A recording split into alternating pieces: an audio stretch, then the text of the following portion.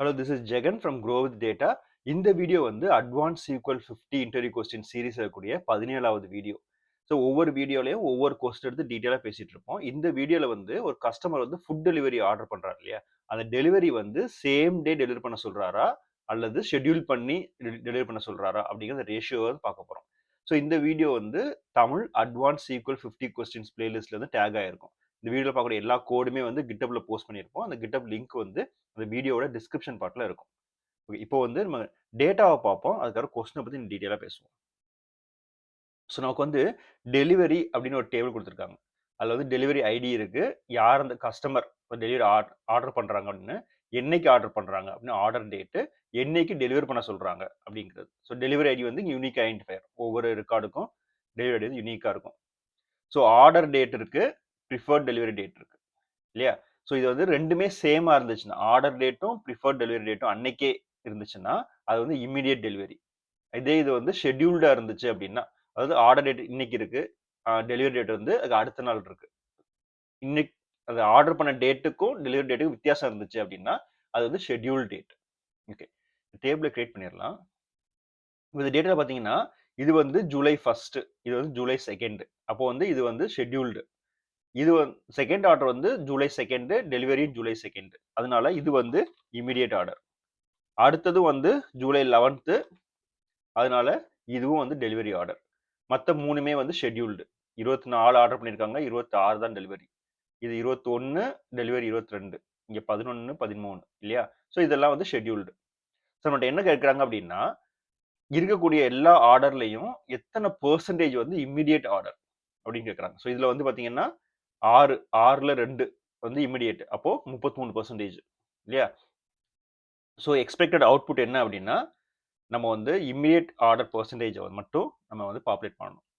So இதை பண்றதுக்கு நமக்கு 3 ஸ்டெப் தேவை. ஒன்று வந்து எப்படி நம்ம இந்த ரெக்கார்டை வந்து ஃபிளாக் பண்ண போறோம், இம்மிடியேட்டா ஷெட்யூல்டா அப்படின்னு சொல்லிட்டு.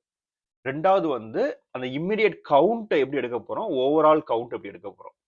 அந்த கவுண்ட் எடுத்ததுக்கு அப்புறம் இம்மிடியேட் பை ஓவரால் வந்து பெர்சன்டேஜா வந்துடும். அந்த பெர்சன்டேஜ் எப்படி கால்குலேட் பண்ண போறோம். ஸோ இந்த 3 ஸ்டெப் தான் இல்லையா. ஸோ ஸ்டெப் ஒவ்வொன்றா நம்ம எப்படி பண்றது அப்படிங்கிறத பார்க்கலாம். கமெண்ட் பண்ணிக்கலாம். ஓகே, ஸோ இப்போ முதல் ஸ்டெப் வந்து இந்த ரெக்கார்டை வந்து எப்படி நம்ம ஃபிளாக் பண்ண போறோம், எது இம்மிடியேட்டு எது வந்து ஷெட்யூல்டு அப்படின்னு சொல்லிட்டு. ஸோ செலக்ட் ஃப்ரம்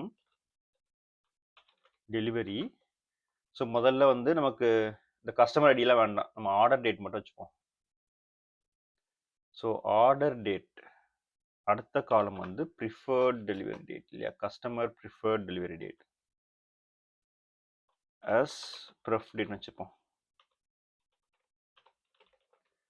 அடுத்து வந்து ஒரு கேஸ் ஸ்டேட்மெண்ட் யூஸ் பண்ண போறோம். Case when the order date equal to the customer preferred delivery date இல்லையா, ரெண்டு சேமா இருந்துச்சு அப்படின்னா then it's immediate, அப்படி இல்லை அப்படின்னா scheduled, as flag. இப்போ இதை ரன் பண்ணோம்னா இப்போ பார்த்தீங்கன்னா முதல் ரெக்கார்டு ஷெட்யூல்டு இல்லையா, ஜூலை 1 ஆர்டர் பண்ணாங்க, செகண்ட் டெலிவரி. மற்ற ரெண்டும் இம்மிடியேட், ஆர்டர் டேட்டும் ப்ரிஃபர்ட் டெலிவரி டேட்டும் சேம். மற்ற 3 வந்து ஷெட்யூல்டு. ஸோ அவுட் ஆஃப் 6, 2 வந்து இம்மிடியேட். இதான் நம்ம பார்த்தோம் இல்லையா. இதை ஃபிளாக் பண்ணியாச்சு. ஆனால் நமக்கு ஃபிளாகிங் தேவையில்லை, நமக்கு வந்து கவுண்ட் தான் தேவை இல்லையா, எத்தனை வந்து இம்மிடியேட் அப்படின்னு சொல்லிட்டு. ஸோ கவுண்ட் வேணும் அப்படின்னா இதை என்ன பண்றோம்னா இம்மிடியேட்டுக்கு பதிலாக 1ன்னு போடுறோம், ஷெட்யூல்டுக்கு பதிலாக 0ன்னு கொடுக்குறோம். இப்போ ரன் பண்ணோம்னா அந்த ஃபிளாகுக்கு பதிலாக இம்மிடியேட் ஷெட்யூலுக்கு பதிலாக 0s and 1s வந்துருச்சு. இதை வந்து நம்ம சம் அப் பண்ணோம்னா நமக்கு வந்து கவுண்ட் வரும். ஆனால் இது வந்து ஆர்டர் டேட் ப்ரிஃபர்ட் டேட்லாம் இருக்கு இல்லையா, அப்போ குரூப் பை பண்ணோம்னா என்னாகும், அதே ரெக்கார்டு தான் வரும், பெருசாக குரூப் பண்ண முடியாது, ஏன்னா ரெண்டுமே டிஃப்ரெண்ட்டாக இருக்கு இல்லையா, அதனால குரூப் வராது. அதனால நமக்கு ஆர்டர் கஸ்டமர்லாம் தேவையில்லை, நமக்கு வந்து இந்த டோட்டல் சம் மட்டும்தான் வேணும்.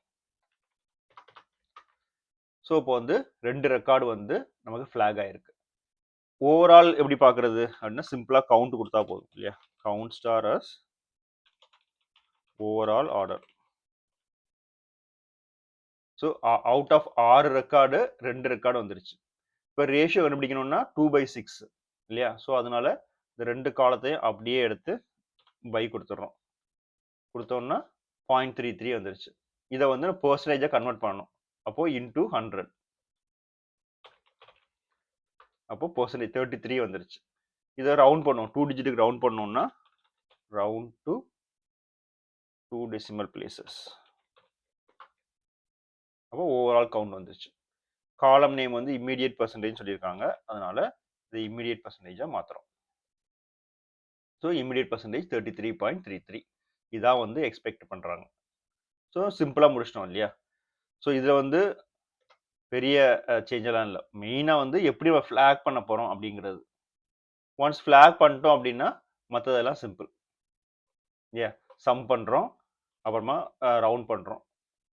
மேக் ஷுர் 100 வச்சு மல்டிப்ளை பண்ணுறோம். அதான் பெர்சன்டேஜாக கன்வெர்ட் பண்ணுறதுக்கு இல்லையா? ஸோ முடிஞ்சுது. இதுதான் சிம்பிளான ரெஸ்பான்ஸ்.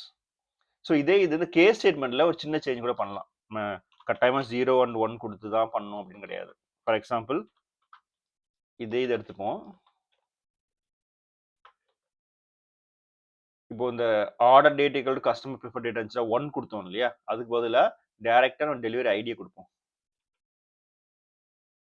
டெலிவரி ஐடி எல்ஸ் வேண்டாம்.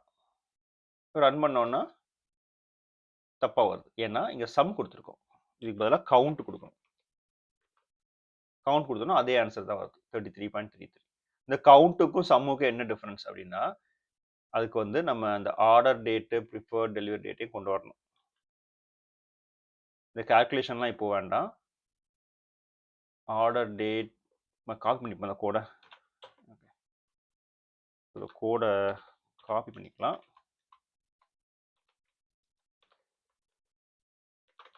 ஸோ இப்போ வந்து நம்ம order date preferred delivery date, அதுக்கப்புறமா கமா, இங்கே ஒரு கமா, இந்த கேஸ் ஸ்டேட்மெண்ட்டில் கால்குலேஷன்லாம் வேண்டாம். ப்ளஸ் ஃப்ளாக், அதாவது order date equal to preferred delivery date இருந்துச்சு அப்படின்னா டெலிவரி ஐடியா பாப்புலேட் பண்ணுங்க அப்படிங்கிறோம். ஸோ ரன் பண்ணோன்னா முன்னாடி 0s and 1s அல்லது இம்மீடியேட் அண்ட் ஷெட்யூல்டு வந்துச்சு இல்லையா? அதே கணக்கு தான். பார்த்தீங்கன்னா எதெல்லாம் மேட்ச் ஆகுதோ அதுக்கு மட்டும் டெலிவரி ஐடி பாப்புலேட் ஆகும். மற்ற எல்லாத்துக்குமே நல்லா இருக்கும். ஸோ இப்போ இதை கவுண்ட் பண்ணுறோன்னு வச்சுக்கோங்க, நமக்கு வந்து 2 தான் வரும் இல்லையா? ஸோ சேம் லைக் இங்கே சம் பண்ணியிருந்தோம், 0 and 1 சம் பண்ணியிருந்தோம். அதே மாதிரி இங்கே கவுண்ட் பண்ணாலும் எதெல்லாம் வேலிடாக இருக்கோ அந்த டிவைஸ் ஐடி மட்டும் வரும், மற்றதெல்லாம் நல்லா இருக்கும். இதே இதுக்கு எல்ஸ் கொடுத்தீங்க அப்படின்னா நீ கவுண்ட் பண்ணும்போது தப்பாக வந்துடும். அதனால எல்ஸ்க்கு வந்து கிடையாது. எது வேலிடோ அதுக்கு மட்டும் வேல்யூ இருக்கும், மற்றதெல்லாம் நல்லா இருக்கும். ஸோ அப்போ கவுண்ட் கொடுத்தோம் அப்படின்னா நமக்கு வந்து இந்த எக்ஸாக்ட் கவுண்ட் வந்துடும். அதை வந்து டிவைட் பை டோட்டல் கொடுத்தோம்னா ரேஷியோ வந்துடும். ஸோ இது மெயினாக பார்க்க வேண்டியது எப்படி இந்த கண்டிஷனை கன்வெர்ட் பண்ணுறோம், தென் என்ன கொண்டு வர போகிறோம். டெலிவரி ஐடியா இருந்துச்சுன்னா கவுண்ட்டு, 0s and 1s இருந்துச்சுன்னா சம், அதுக்கப்புறம் multiply by 100 to make the percentage, அப்புறம் ஒரு ரவுண்ட் அப் பண்ணிடுறோம். ஸோ இவ்வளோ தான் வந்து கொஸ்டின். இதை பிரேக் டவுன் பண்ணீங்க, ஒரு கொஸ்டினை கொடுத்தோம்னா அதை பிரேக் டவுன் பண்ணீங்கன்னா 2-3 ஸ்டெப் பண்ணணும். அதுக்கப்புறமா அதை அப்ரோச் பண்ணும்போது இன்னும் ஈஸியாக இருக்கும். ஸோ இந்த கோடு நீங்கள் ப்ராக்டிஸ் பண்ணணும் அப்படின்னா இந்த வீடியோவோட டிஸ்கிரிப்ஷன் பார்ட்டு பிளேலிஸ்ட்டில் போனீங்கன்னா இது வந்து தமிழ் அட்வான்ஸ் சீக்கிள் 50 கொஸ்டின்ஸில் இருக்கும் இல்லையா? ஸோ அந்த கரஸ்பாண்டிங் வீடியோவில் வந்து இந்த டிஸ்கிரிப்ஷன் செக்ஷனில் பார்த்தீங்கன்னா